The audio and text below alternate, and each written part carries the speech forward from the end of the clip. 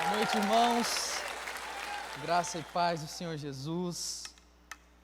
Que alegria estarmos mais uma vez aqui para cultuar o Senhor nessa noite, nesse tempo que Deus tem preparado para nós como igreja, avançando nos encontros para uma nova vida.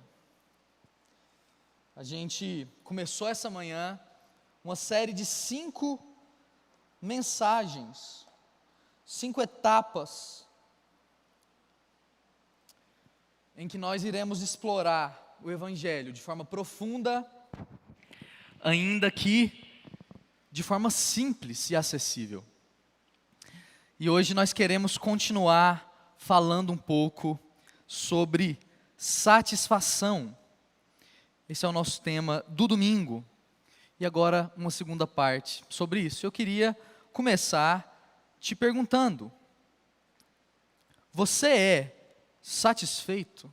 Você já parou para pensar nisso?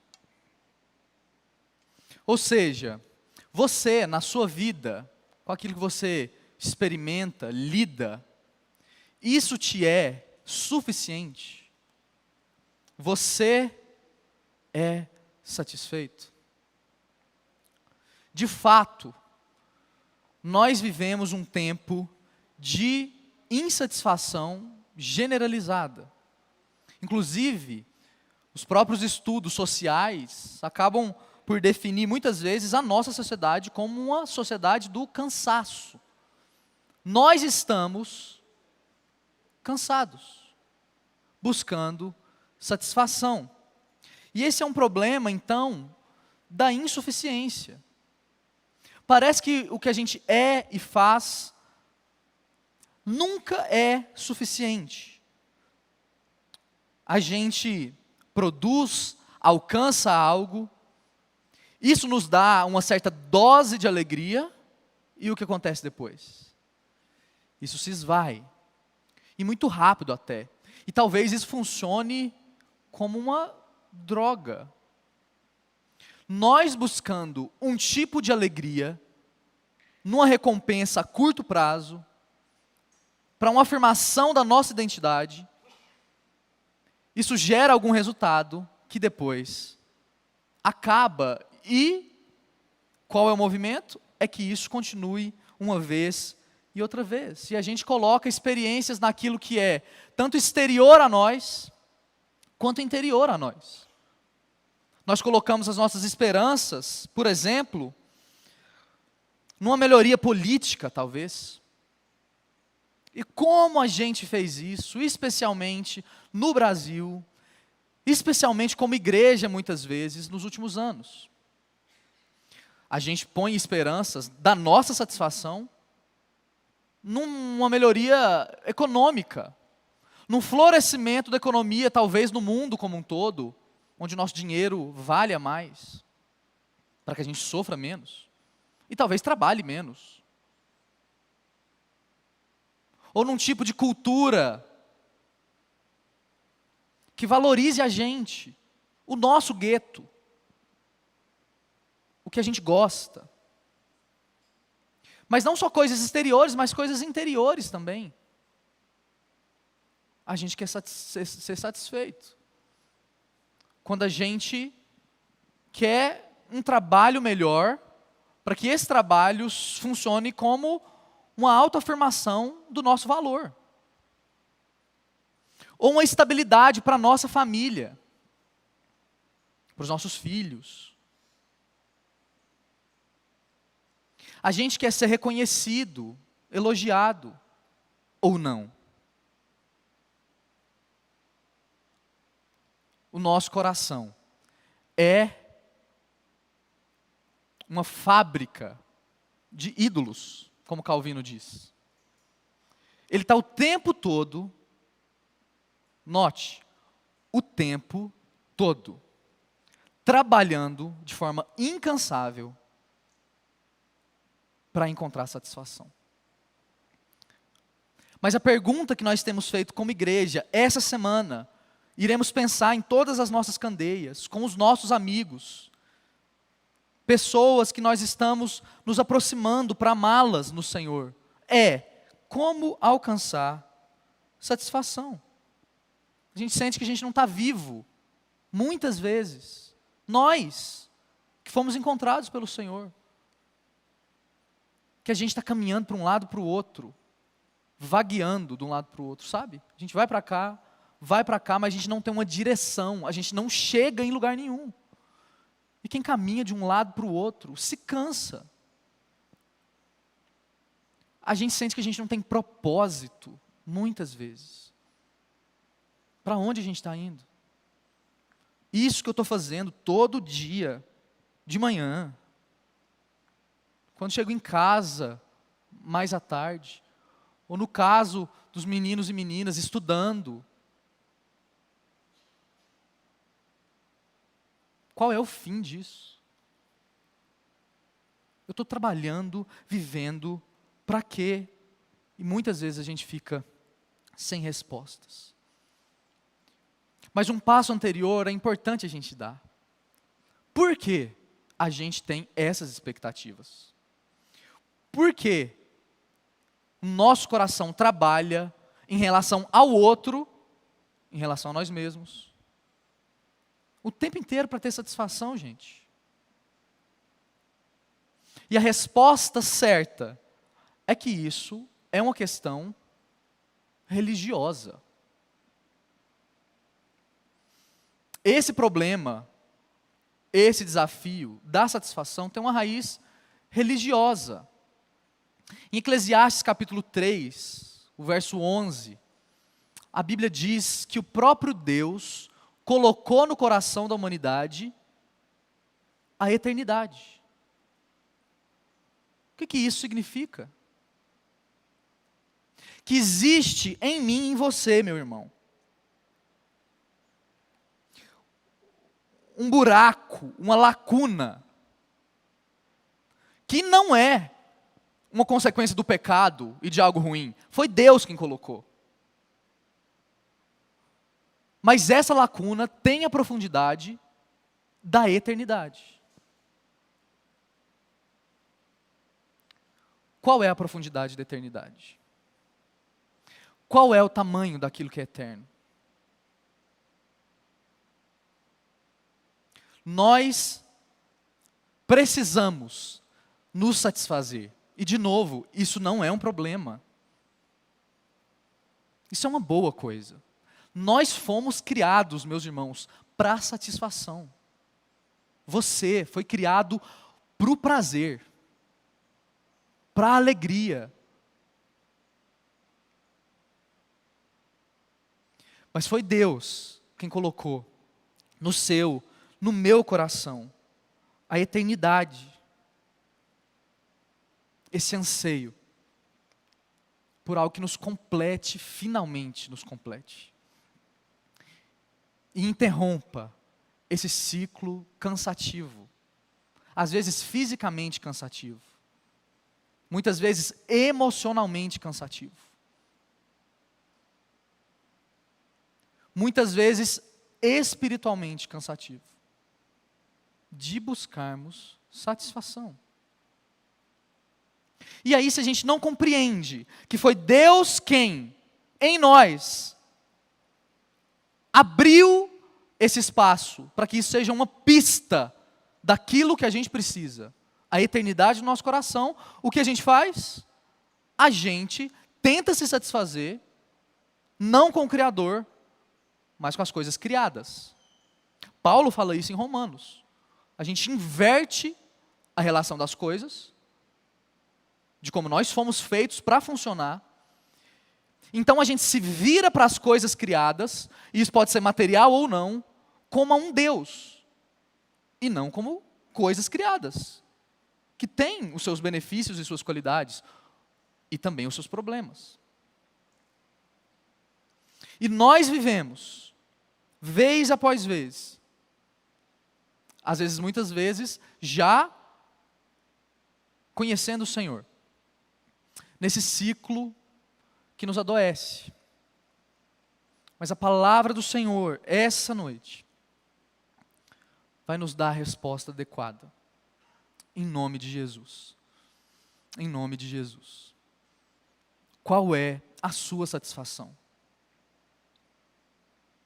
O que você precisa, meu irmão? Seja sincero com você. Na sua caminhada com Deus, há tanto tempo, você ainda sente que tem algo fora do lugar? Ou você que está aqui e talvez não conhece de forma profunda essa história de igreja, Jesus e Bíblia. O que você tem buscado? Qual é a última resposta que desbanca as outras perguntas? Paulo, o apóstolo, uma vez esteve numa situação onde eram oferecidas muitas satisfações. Eu quero te convidar para ler esse episódio, para nos guiar nessa noite. Esse episódio está registrado em Atos capítulo 17, a partir do versículo 16, Atos 17, 16 a 23. Primeiro nós vamos parar até aqui. Atos capítulo 17, 16 a 23. As Escrituras dizem o seguinte: Paulo estava em Atenas, na capital da Grécia. Enquanto esperava por eles em Atenas, Paulo ficou profundamente indignado ao ver que a cidade estava cheia de ídolos. Muitos ídolos.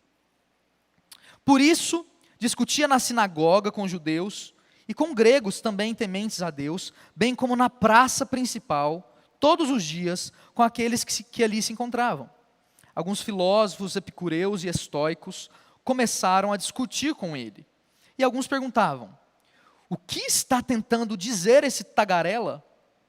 Outros diziam: parece que ele está anunciando deuses estrangeiros, pois Paulo estava pregando as boas novas a respeito de Jesus e da ressurreição.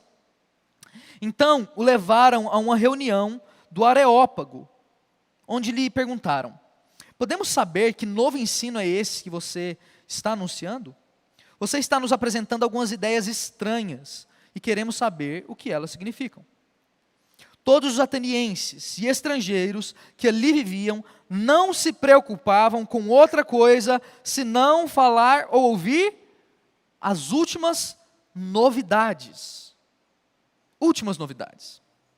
Então Paulo levantou-se na reunião do Areópago e disse: atenienses, vejo que em todos os aspectos vocês são muito religiosos, pois andando pela cidade, observei cuidadosamente os seus objetos de culto e encontrei até um altar com esta inscrição: ao Deus desconhecido.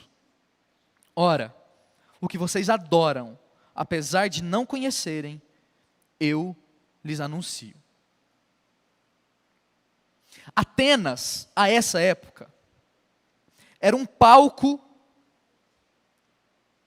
para todo tipo de proposta de satisfação.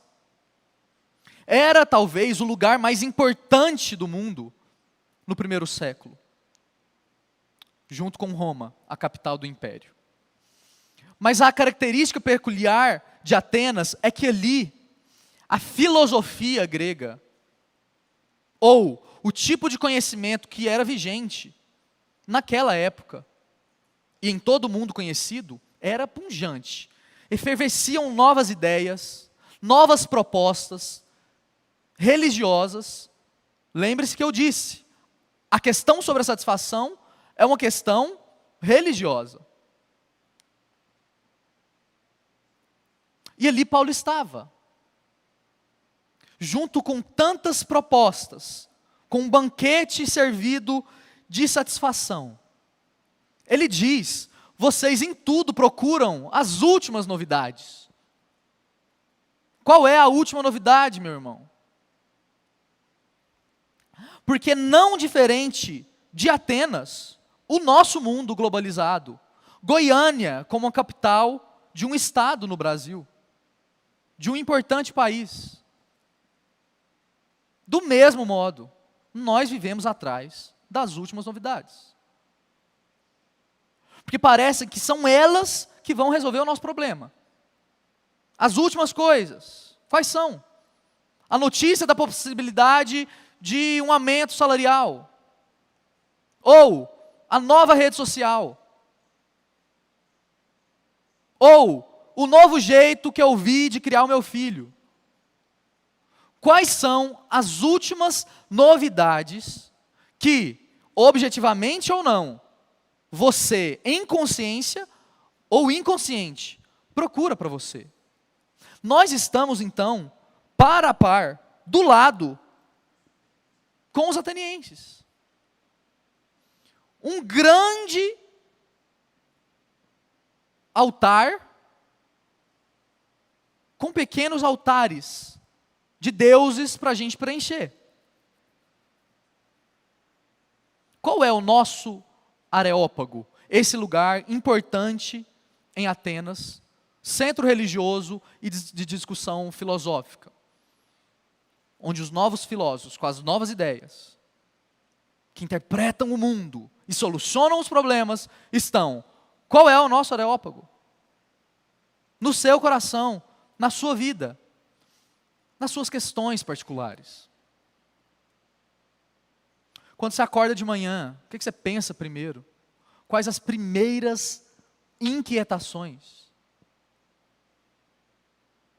Olha só, o texto diz que Paulo encara aqui pelo menos duas classes, escolas filosóficas, a dos epicureus e a dos estoicos. De forma bem resumida e simples, os epicureus entendiam que o mundo, o nosso mundo material, das nossas coisas, não se relacionava com o mundo ideal, o mundo dos deuses, da divindade. Não existia relação. E qual a implicação prática disso? É que se os deuses não influenciam no nosso jeito de viver aqui, no chão, então eu posso viver de qualquer jeito. Na verdade, eu deveria viver pelo meu prazer, de forma desmedida, para a minha própria glória. Afinal de contas, são duas coisas distintas.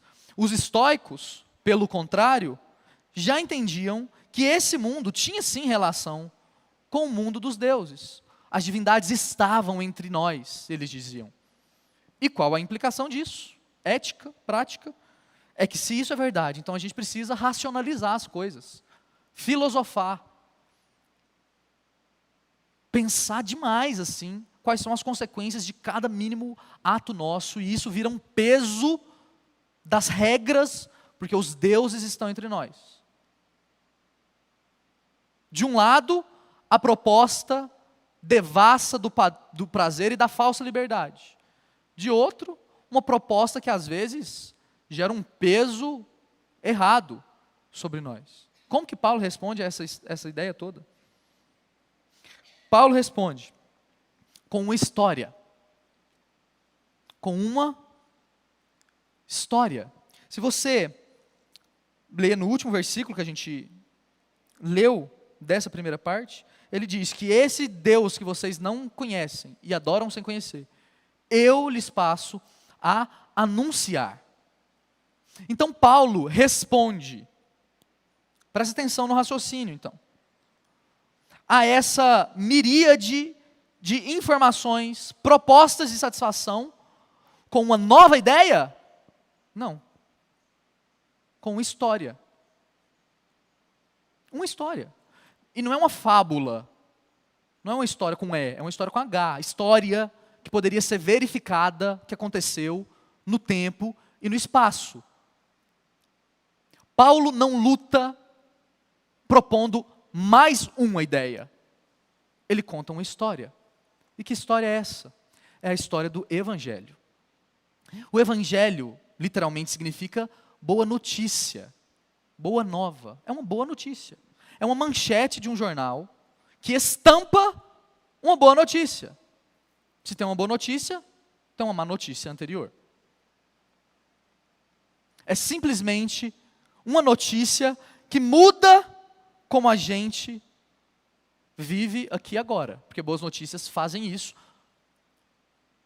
Eu gosto de uma ilustração de um pai e uma mãe que, com uma filha muito doente no hospital, recebem uma ligação dos médicos dizendo que naquela noite a filha deles iria partir, porque não tinha como fazer nada a respeito mais. A filha estava muito doente. E eles em casa, os pais. A filha no hospital. De um modo milagroso, algo aconteceu, e depois de algumas horas, os médicos ligam para os pais, dizendo: sua filha está bem. E está tão bem que vocês podem buscar ela agora. Vem buscar ela para casa de novo. Os médicos dão uma boa notícia e dizem o evangelho para aqueles pais. Uma boa notícia. E ainda que aqueles pais não tivessem encontrado com a sua filha, tomado ela nos braços, aquela boa notícia, uma simples boa notícia, naquele momento já, imediatamente, mudou completamente a vida dos seus pais. E eles passam a arrumar suas roupas, entrar no carro para buscar sua filha, e tudo tem um colorido diferente. As emoções são diferentes. A alegria é renovada. Eles não haviam encontrado a filha, mas uma boa notícia, meu irmão e minha irmã, muda tudo agora. Já. E é isso que Paulo começa a falar com esses filósofos. E eu quero te convidar para ler o restante dessa história a partir do versículo 24. Atos 17, 24, dessa vez até o versículo 31. Atos 17, 24 diz o seguinte, quando Paulo começa a contar essa história. O Deus que fez o mundo e tudo que nele há, é o Senhor dos céus e da terra, e não habita em santuários feitos por mãos humanas. Ele não é servido por mãos de homens como se necessitasse de algo, porque Ele mesmo dá a todos a vida, o fôlego e as demais coisas. De uma só vez, Ele fez todos os povos para que povoassem toda a terra, tendo determinado os tempos anteriormente estabelecidos e os lugares exatos em que deviam habitar. Deus fez isso para que os homens o buscassem e talvez, tateando, pudessem encontrá-lo, embora não esteja longe de cada um de nós. Pois nele vivemos, nos movemos e existimos, como disseram alguns dos poetas de vocês. Também somos descendência dele. Assim, visto que somos descendência de Deus, não devemos pensar que a divindade é semelhante a uma escultura de ouro, prata ou pedra, ou qualquer outra alternativa, como a gente tem dito, feita pela arte ou pela imaginação do homem. No passado, Deus não levou em conta essa ignorância, mas agora ordena que todos, em todo lugar, se arrependam. Pois Ele estabeleceu um dia em que há de julgar o mundo com justiça, por meio do homem que designou. E deu prova disso, diante de todos, ressuscitando dentre os mortos. Na maior plataforma cultural do mundo, de discurso na época de Paulo, provavelmente Paulo não falou só 2 minutos, o tempo que a gente gastou aqui para ler essa parte. Provavelmente Paulo falou mais e contou com mais detalhes essa história, desses versos que a gente leu agora. E se você for criterioso na leitura do seu texto, você vai conseguir perceber que o que Paulo está contando aqui é a história das histórias.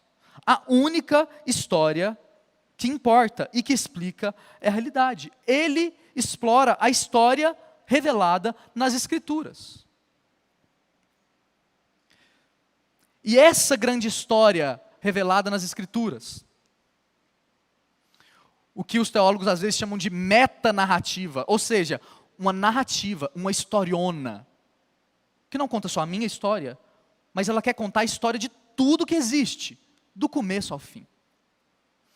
Mas metanarrativas existem, e não é a Bíblia a única metanarrativa, a única história que importa. Que importa sim, perdão, mas hoje, no nosso tempo, muitas metanarrativas que pretendem explicar o mundo e a realidade existem. Pode existir a narrativa do consumo, que tenta explicar como as coisas funcionam. Uma narrativa política, ideológica. E todos nós, meus irmãos, prestem atenção nisso, precisamos de histórias. Todos nós. Na verdade, todos nós vivemos em função de uma história, quer a gente saiba ou não. Qual é a sua grande história? Que explica tudo o que existe. E por explicar tudo que existe, explica a sua história também, encaixada nessa história. Qual é essa história? Você tem consciência e noção dessa história abrangente que explica tudo o que existe? Então, talvez essa seja a primeira lição objetiva. Sem uma história, sem satisfação. Sem uma história que nós, conscientemente, podemos chamar de nossa história, você nunca vai encontrar a sua satisfação. Nós precisamos de história, e é assim que o Evangelho é contado. Não como um conteúdo, um discurso, mas como uma história que aconteceu de verdade. Então faz diferença, meus irmãos, a gente usar o mundo para explicar a história de Deus, a Bíblia, ou a gente usar a Bíblia para explicar o mundo e a nossa vida. Faz toda a diferença. Faz toda a diferença.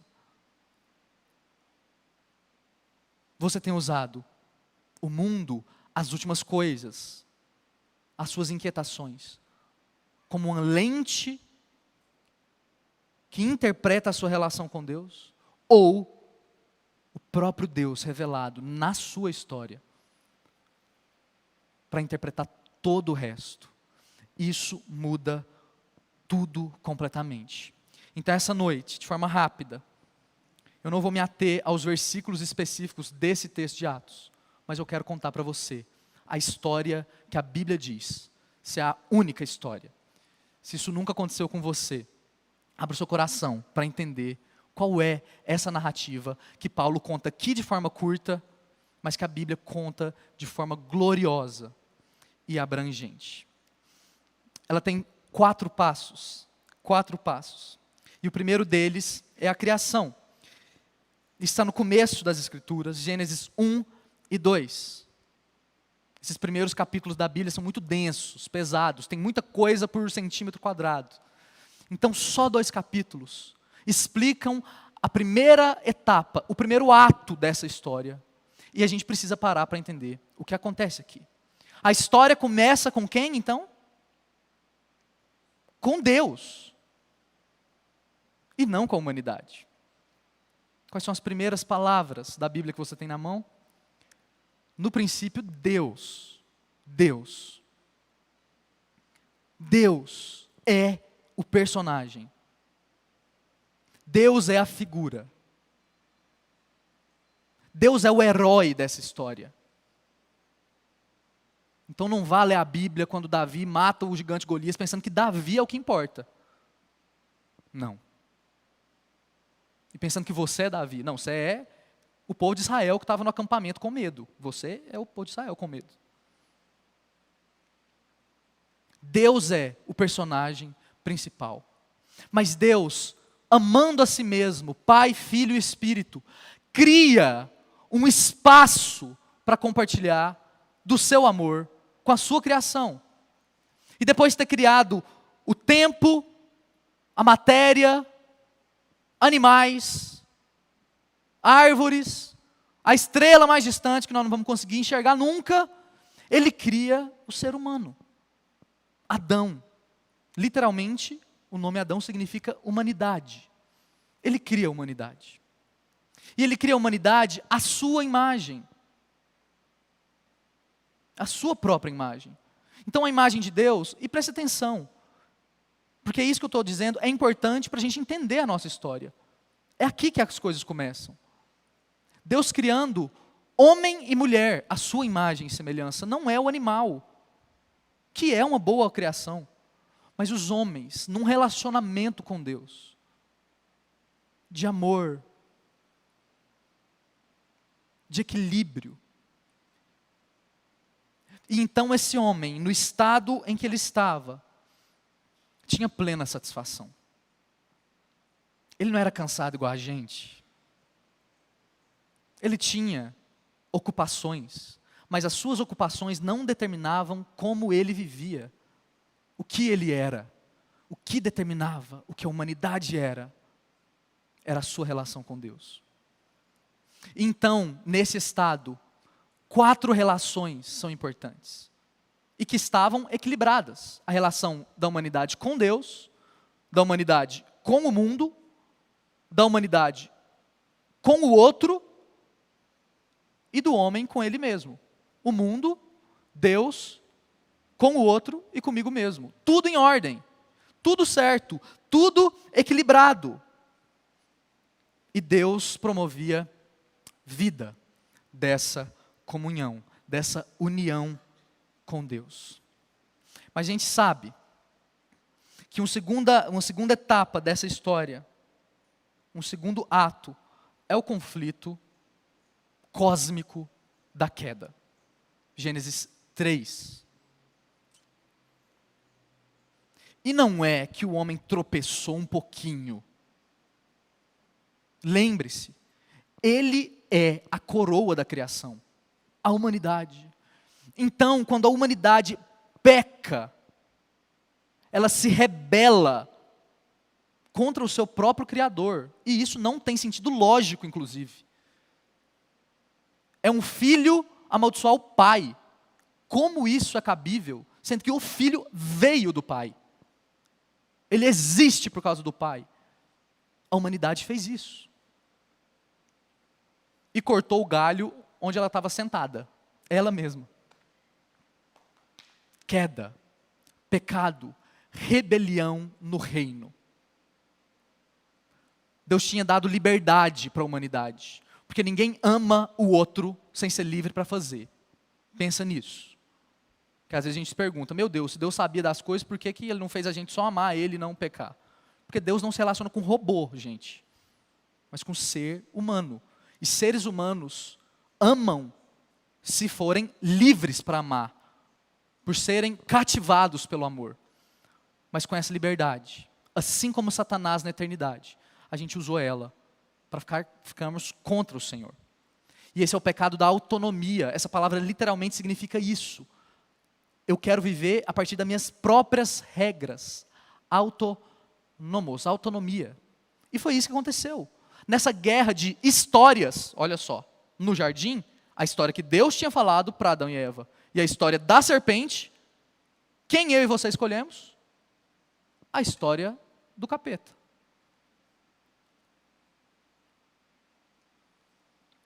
Percebe como uma história é uma coisa. E não consegue mais se relacionar com Deus, não consegue mais se relacionar com Deus direito, que o fez, com o mundo, ele estraga, polui, com o outro, que ele também mata. Qual é a primeira morte da Bíblia, gente? Foi um assassinato de um irmão contra o outro, não foi uma morte natural. Mas eu também não consigo lidar comigo mesmo, com as minhas questões. Os 4 relacionamentos rompidos. E agora a morte física é somente um sinal da morte profunda, que é a morte eterna, que o homem e a mulher experimentam. E se Adão e Eva, como coroas da criação, representando toda a humanidade dentro deles, se eles pecaram, nós também pecamos. Quer fugir dessa frase? Tenta não pecar. Nós somos pecadores. Nós fazemos o mal, porque de algum modo, agora, a nossa relação está desfigurada. E antes, no lugar da satisfação que existia, agora nós somos insatisfeitos. Esse é o estado que eu e você, muitas vezes, hoje, estamos. Insatisfeitos, separados. Mas ainda assim, meus irmãos, ainda assim, naquele jardim, antes de Deus cumprir as suas promessas, de que aquele casal seria expulso dali, da sua presença, de forma justa, Deus promete e Deus dá esperança. Gênesis 3,15, um texto para você escrever no seu coração. Talvez o primeiro anúncio do Evangelho que seria cumprido no nosso Senhor Jesus. O descendente da mulher, numa guerra cósmica com a serpente. Enquanto essa guerra acontecesse, a serpente iria morder o calcanhar do descendente de Eva. Mas o descendente de Eva ia pisar a cabeça dessa serpente. Deus promete esperança, mesmo em meio à queda que gera insatisfação. Lembra que o primeiro casal fez uma roupa de folhas? E Deus fala, não, eu vou fazer para vocês uma roupa de pele de animal. E para ter pele de animal, para fazer roupa, um animal teve que morrer. Para tampar a vergonha e o problema dos nossos pais. E então, o plano de ação do Senhor Deus é iniciado no tempo e no espaço. A caçada de Deus para organizar as coisas e solucionar o problema entra em curso. Para nós e para nossa salvação. Esse é o terceiro passo desses 4 passos resumidos da nossa história, da nossa meta-narrativa, que nos propõe dar satisfação. Então, de Gênesis 4 até o Evangelho de João, no Novo Testamento, a gente tem uma descrição de como Deus salva o seu povo, porque Ele ama o seu povo. Ele chama uma família, Gênesis 12, Abraão, e diz, eu vou te abençoar para que você abençoe todas as famílias da terra. Ele entra em aliança com Abraão. Um pacto, gente. Deus entra em aliança com humanos. Gênesis 15, isso. Vocês lembram desse episódio? Deus diz, Abraão, mate animais, corte eles no meio, põe num corredor, uma parte de um lado, outra do outro. Era assim que os contratos eram feitos naquela época no Antigo Oriente. E era assim, os dois passavam entre as partes dos animais, as duas partes do contrato, da aliança, querendo dizer o seguinte, se uma das partes não cumprir o pacto, que aconteça com elas o que aconteceu com os animais. Morte.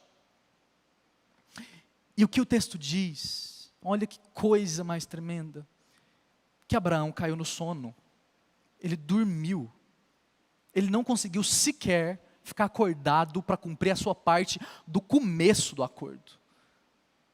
E então o texto diz que Deus vem em forma de fogo e passa por entre o meio daqueles animais cortados. Como se Deus estivesse prometendo a Abraão, para você e para todos os seus descendentes, você não consegue nem sequer começar um pacto comigo, mas eu, sozinho, me comprometo, mesmo estando em jogo a minha vida, se for preciso, eu morro para cumprir essa aliança. E o que acontece, meus irmãos, é que muitos séculos depois do povo de Israel ter se aumentado, ter sido liberto do Egito, como um sinal de que Deus salva, sim. Os profetas e os poetas chamando atenção para o povo, para os seus pecados, anunciando o reino do Senhor. Enquanto o povo não conseguia sustentar sua parte do pacto. Em Jesus, o Deus homem, o único jeito possível de Deus morrer para cumprir a sua parte do pacto. Esse homem se entrega por amor. E então, todo o cosmos que estava desordenado, Gênesis vai dizer que a natureza cria espinhos, literalmente, por conta do pecado. agora é reordenado e tudo entra no eixo. Porque Deus se encarrega de salvar o seu povo por causa da fidelidade dele ao seu pacto. Jesus, chamado filho de Abraão, chamado filho de Davi. Jesus, o Cordeiro de Deus, foi morto. Como foi morto no Éden para tampar a vergonha de Adão e Eva com roupas? Jesus, como Paulo diz, o segundo Adão, no meio da história, consertando a história. E agora, aquela satisfação que havia sido perdida, é possível de novo. É acessível de novo. E essa é a boa notícia, meus irmãos. Essa é a boa notícia do Evangelho do Senhor. O Senhor Jesus, na única vez que Ele definiu o seu coração, os Evangelhos falam de muito que Jesus fez. Mas existe uma única declaração, onde nós conhecemos quem é Jesus, não por aquilo que Ele faz. Mateus 11, 28 e 29. Jesus diz o seguinte para um povo cansado: venham a mim, vocês, cansados, sobrecarregados, troquem de peso comigo, porque o meu peso é leve, e o peso de vocês é pesado. E ele diz a razão: porque eu sou manso e humilde de coração. Quando as Escrituras definem o nosso Salvador, é assim que elas definem. E ele diz: e vocês encontrarão descanso para a alma de vocês. Finalmente, desde o Éden, o descanso é possível. A satisfação final é aberta de novo para nós. Nós encontramos paz agora, então, de novo, com Deus, com o mundo, com o outro e com a gente mesmo. Porque Deus nos encontrou com a sua grande história na nossa historinha. Na nossa pequena história. E nós fazemos parte do seu povo. Até que finalmente Ele amarre todas as pontas. E consuma aquilo que Ele começou a fazer. Aquele que começou essa história vai terminar essa história, meu irmão. Ele vai terminar. A graça é que Ele te convida, você que está aqui essa noite, de uma vez por todas, a encontrar essa história como a sua história. A história que define você não é a história da rejeição que você teve. Não é a história, inclusive, dos seus pecados rotineiros. Essa não é a sua história. A sua história é a história de como Deus te criou para ser. De como você mesmo se rebelou contra Ele. Mas como o Senhor, no seu Filho, te uniu de novo com Ele. Botou o pé entre a inimizade que existia entre você e Ele e disse: não, nós não seremos inimigos, nós seremos amigos para a eternidade afora. Qual é a história que te define? O Senhor Deus vai consumar a sua obra. De Atos, o livro de Atos até Apocalipse, a gente vai ver essa história entrando em curso, e esse reino agora possível, tomando os lugares, numa revolução de amor. E agora os crentes abençoam os outros, porque eles têm uma boa relação com o outro, renovada em Jesus. Eles sabem lidar com eles e com suas famílias. Eles adoram a Deus. Eles cuidam do mundo. Crente joga lixo no lixo, porque a gente encontrou Jesus. A história do Senhor para nós diz respeito a cada aspecto mínimo da nossa vida. E é ela que traz satisfação para nós. É ela que nos descansa no meio das nossas lutas e cura as nossas relações. Abençoa a gente enquanto nós esperamos, em missão, porque nós somos abençoados, como igreja agora. E essa é a etapa onde a gente está. Aquilo que Deus vai completar. No final das Escrituras, nós lemos Apocalipse 21, lemos essa manhã, o próprio Deus dizendo: eis que faço novas todas as coisas. Ele está renovando o mundo, já e agora. E Ele vai completar isso no seu Filho, no final, quando Ele voltar uma segunda vez. Então, essa é a nossa história. E se você não entender ela, e não interpretar cada aspecto da sua vida a partir desses 4 aspectos, você vai ficar insatisfeito. Sabe qual é, como a gente disse no começo, o tamanho da eternidade? É o tamanho de Cristo. Ele é, de um modo paradoxal, o eterno que virou gente como eu e você. Ele é a fórmula perfeita, graciosamente enviada por Deus, para completar esse espaço do nosso coração e nos dar satisfação. Ele não é pequeno demais para ficar chacoalhando lá dentro. Ele não é grande demais para deixar as coisas doídas e apertadas. Ele é o que você precisa. Ele é a sua história. E essa história encontra todo o significado em Cristo Jesus. Amém? Então você só pode responder: o que eu faço? Se você responder antes, qual é a minha história? Você só pode responder: o que eu sou? Onde está a minha satisfação? Se você responder antes, qual é a minha história? O Deus desconhecido que Paulo encontrou, no meio de tantas propostas de satisfação, histórias para explicarem a realidade, Ele não está desconhecido. Ele tem um nome, Ele se revela, Ele não se esconde. Ele é Jesus. Jesus, esse carpinteiro, desprezado por tantos, mas que atraiu para si uma multidão de gente. Jesus, o nosso Senhor, Ele nos chama a nos envolvermos com essa história, não como espectadores sentados numa poltrona, mas como atores dessa história, tomando nosso lugar nessa grande história. Tomando o nosso lugar diante dessa história. Nós temos algo a fazer.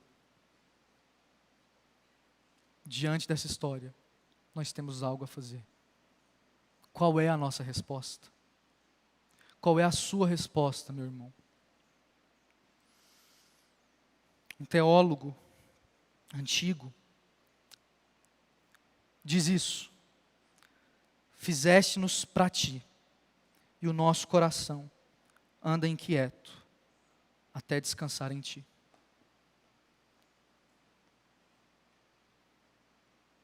Jovens, crianças, adultos, o quão mais cedo essa verdade entrar no nosso coração, nós vamos encontrar satisfação. E a gente não vai ser mais escravizado de um lado para o outro, tentando buscar satisfação na nossa estética, nas nossas idealizações para o futuro. Deus é gracioso com você. Ele te deu uma história. Essa é a sua história. Essa é a sua história. E você não precisa de outra. Eu quero te convidar a fechar o seu olho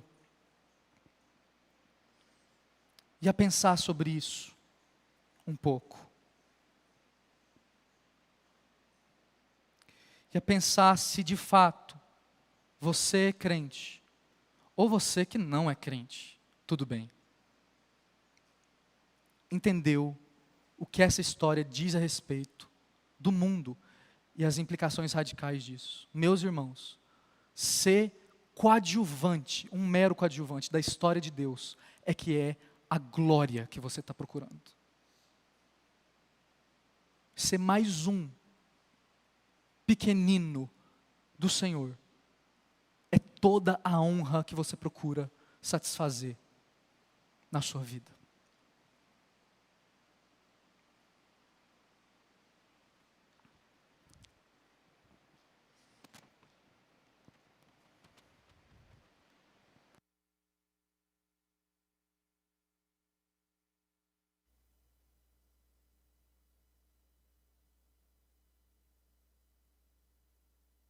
Eu quero cantar uma canção.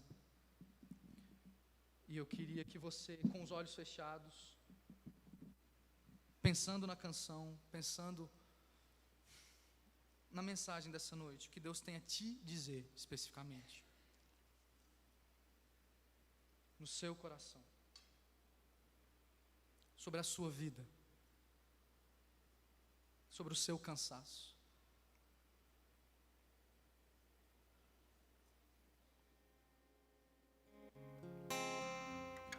Ele é a paz da minha história, doce companhia do meu coração, o ombro amigo em quem despejo minhas lágrimas, o meu sorriso mais sincero, esperança em cada novo amanhecer,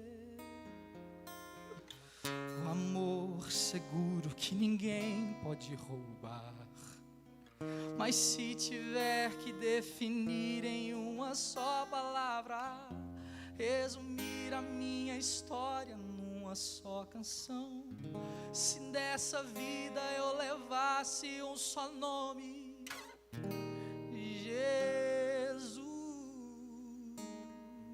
tudo que eu vivi, todos os amores, terras que pisei, amigos que ganhei, nada é melhor, nada me falta, eu encontrei o meu Cristo, tudo que eu vivi, todos os castelos, tudo que alcancei, tudo que não sei, nada é melhor. Não quero mais nada, eu encontrei o meu Jesus.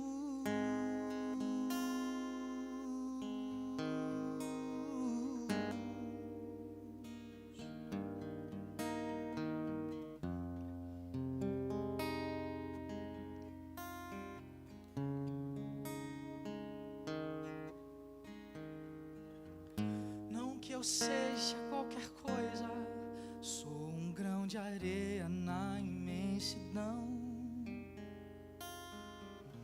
mas cabe quase o mundo inteiro no meu peito.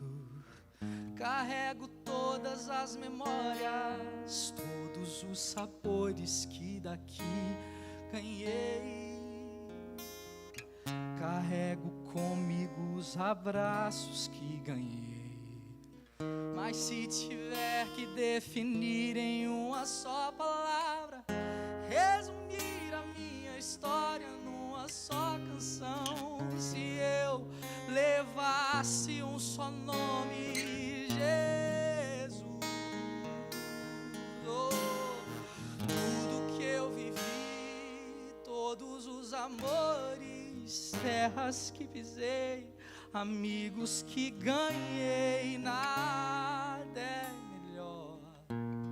Não quero mais nada, eu encontrei meu Cristo, tudo que eu vivi, todos os castelos, tudo que alcancei, tudo que nem sei, nada é melhor. Não quero mais nada, eu encontrei Cristo.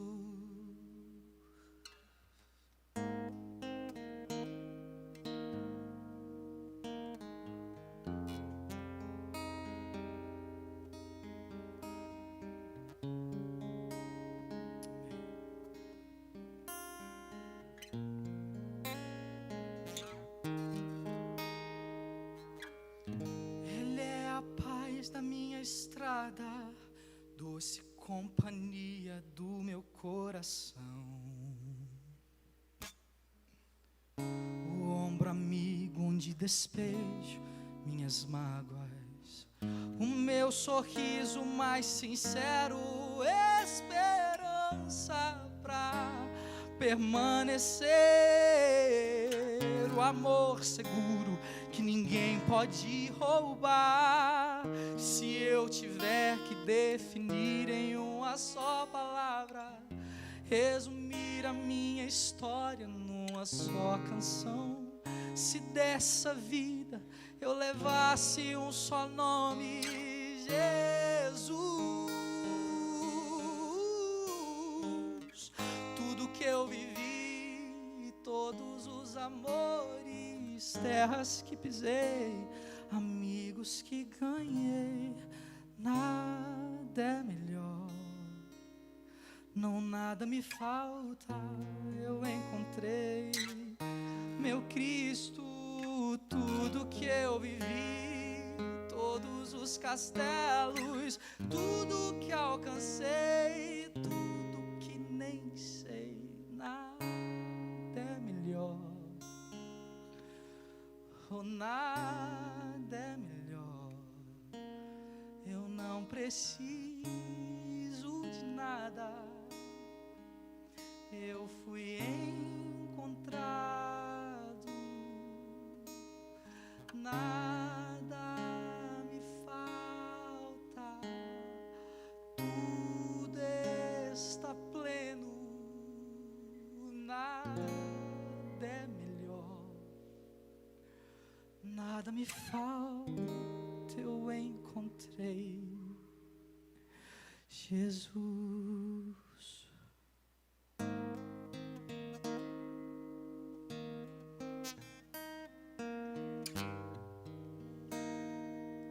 Queria convidar você que entendeu essa mensagem do Senhor, essa história, para ficar de pé. Você que reconhece essa história como a sua história, que você recebeu de graça.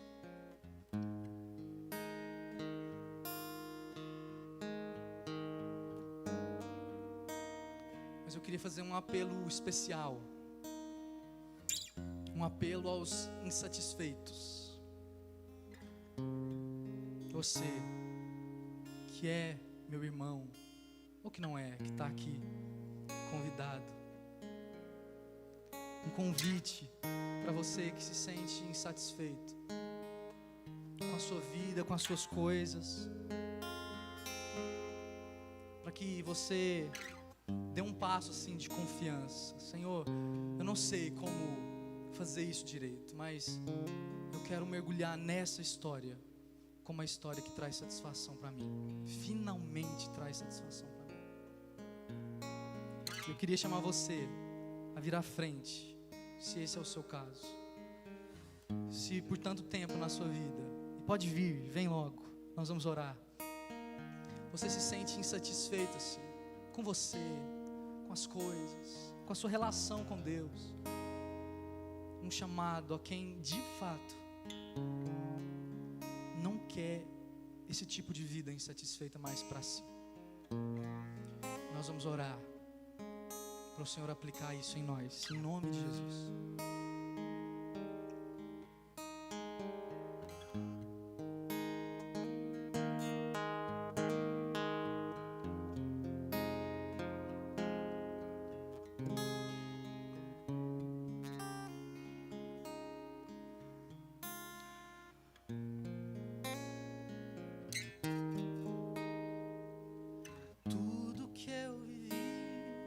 Todos os amores, tudo que pisei, amigos que ganhei, nada é melhor, nada, Senhor, nada é melhor que o meu Jesus. Tudo que vi, todos os castelos, tudo que alcancei e o que eu também não sei, nada é melhor. Não tenho falta de nada, eu encontrei o meu Jesus.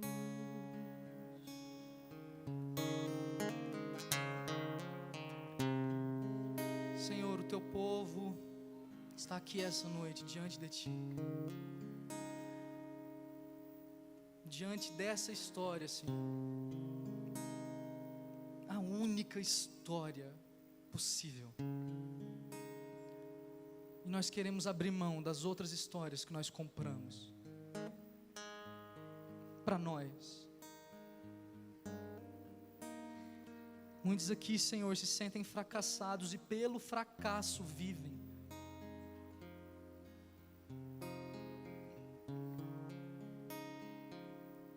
Essa não é a história do povo do Senhor. A história do povo do Senhor é de um povo que foi criado por Ti, que pecou contra Ti e que foi resgatado por Ti. Então aplica essa noite, Senhor, em nome de Jesus, essa história à vida dos meus irmãos. Em nome de Jesus, essa é a nossa satisfação. Não são as contingências, Senhor, da nossa vida, aquilo que a gente não consegue administrar. O Senhor não é pego de surpresa, Senhor. Essa é a nossa história. Aplica ela à vida dos meus irmãos, nos lembra dela,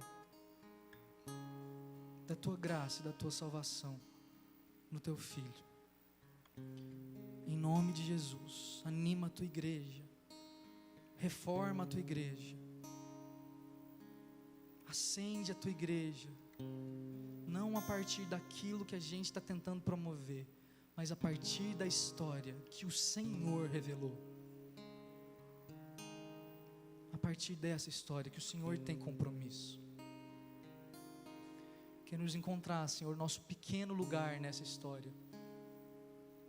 Consagramos, Senhor, o nosso futuro, o futuro dos nossos, de quem amamos. Que essa seja a história dessas pessoas e não outra qualquer. Pedimos isso em nome de Jesus, o nosso Deus, que nos amou.